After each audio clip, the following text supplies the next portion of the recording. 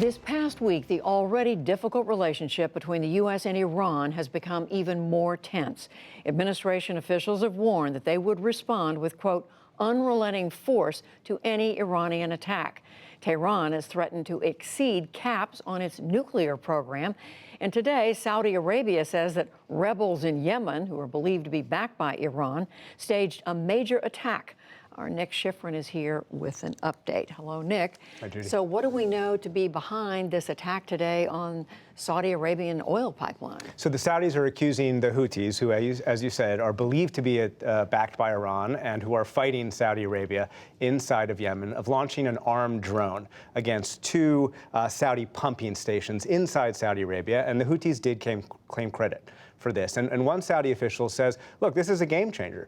We have seen attacks by Houthis before, but we've never seen an attack with this level of precision, never flown so far from their bases in Yemen with an armed drone, and they've never hit state-owned oil targets with such success. That's according to a Saudi official.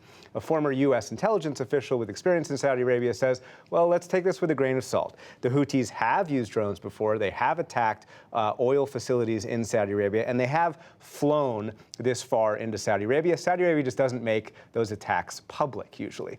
But the fact is that this attack was close to Riyadh, the capital of Saudi Arabia. It was by a group that even the UN says receives weapons or missile parts from Iran itself. And Iran has vowed to attack Saudi Arabia. So that's why we're getting a lot of concern from both Saudi and U.S. officials today. And now this was the second attack in just a few days. There was the attack on Sunday on an oil tanker. Right. So attack on 4 oil tankers on Sunday morning, 3 of them against Iranian enemies, against Saudi Arabia and Emirati tankers. Now, we don't know a lot about this attack, but we do know that according to U.S. and Saudi officials, it was relatively sophisticated. And the U.S. officials I'm talking to say they believe that Iran or its proxies were behind not only that attack against the tankers, but also this drone attack in Saudi Arabia. But, Judy, I will say they will not give me that proof. So either they don't have any or they just simply won't share it yet. And I know you're talking to a lot of people. What are the ones who follow Iran say about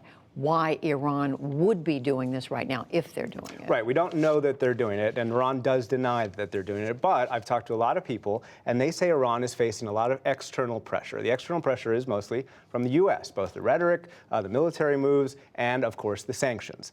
There's a lot of internal pressure as well. The economy is doing very poorly. The Iran nuclear deal had in mind the idea that Iran would benefit economically. Iran has not received those benefits. The economy is doing poorly. And so what these officials I talked to say, this is a way to resist all of that external U.S. pressure, and also a way to relieve some of the internal pressure to perhaps rally around the flag a little bit. And one U.S. official I talked to put it this way: this is Iran ratcheting it up its resistance, but in a way that allows them plausible deniability. We're generally talking about proxies here, and in a way that doesn't create a direct conflict with the United States. But at this point, no sign that the U.S. is relenting, pulling back on this pressure campaign against Iran. Quite the opposite. They're increasing the pressure campaign. Over the last week and a half, we've seen the deployments of U.S. military assets. U.S. Abraham Lincoln Carrier Group, you see it right there. 4 B-52 bombers that accompanied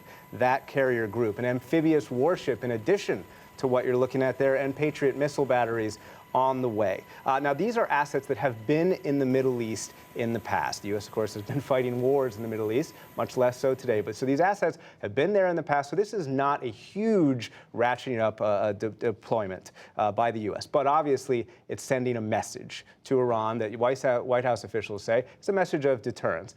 Also sending a message to Iran, a New York Times article today that said 120,000 troops would be considered sent by the United States to the region if there's any kind of Iranian attack. So first, let's listen to what President Trump had to say when he was asked about that article this morning. I think it's fake news, okay? Now, would I do that? Absolutely. But we have not planned for that. Hopefully, we're not going to have to plan for that. And if we did that, we'd send a hell of a lot more troops than that.